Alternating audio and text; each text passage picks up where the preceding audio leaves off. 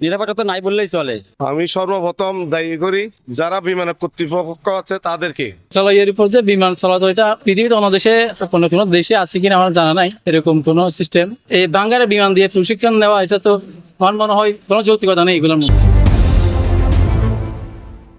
তবে এটা খুবই বেদনাদায়ক, কারণ কি ঢাকার একটা জনবহুল এলাকায় এইখানে উপর দিয়ে বিমান যাওয়া এবং দুর্ঘটনা ঘটা সবার জন্য একটা শোকাবহত কারণ, এবং মানে পরবর্তীতে এই ধরনের কোনো কাজ যেন না ঘটে আমরা সেই আবেদন করবো সরকারের কাছে। নিরাপত্তা নাই বললেই চলে, কারণ কি ঢাকা আমরা জানি প্রত্যেকটা অলিগুলোতে ম্যাক্সিমাম জায়গায় স্কুল আছে, এবং স্কুলে থাকায় সেটা সব জায়গায় আপনার রিস্কি ওইখানে যাওয়াই। আমি সর্বপ্রথম দায়ী করি যারা বিমান কর্তৃপক্ষ আছে তাদেরকে, কারণ বিমান যদি প্রশিক্ষণ দিতে হয় সমুদ্র দিতে হয়, যেটা ঘনবসতি এলাকা স্কুল কলেজ আছে সেখানে তো প্রশিক্ষণের জায়গা না।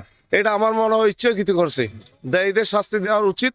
তবে আইনমন্ত্রীরও শাস্তি দাবি জানাচ্ছি আইন উপদেষ্টা।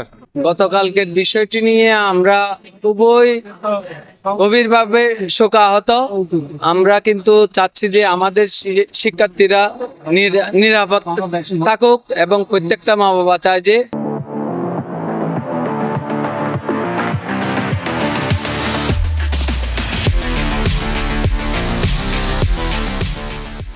শিক্ষার্থীরা নিরাপদ থাকুক। এই জন্য সরকার যদি যথাযথ শিক্ষা প্রতিষ্ঠানে নিরাপত্তার জন্য ব্যবস্থা নেয়, আমরা সরকারের কাছে কৃতজ্ঞ থাকব।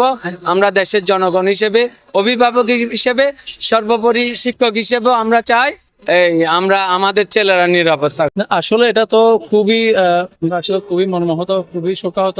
এরকম আসলে লোকালয়ের উপর যে বিমান চলাচল, এটা পৃথিবীতে অন্য দেশে কোনো দেশে আছে কিনা আমার জানা নাই এরকম কোনো সিস্টেম। প্রশিক্ষণ দিবে ঠিক আছে, এটা তো আসলে লোকের বাইরে গিয়ে করা উচিত, যেখানে কোনো ঝুঁকি নাই। এই যে এতগুলো ছেলে আপনার মারা গেল, যারা সন্তানের পিতা হয়েছেন, বাবা তারা বুঝতে পারবে তাদের অন্তর মানে কি চলতেছে।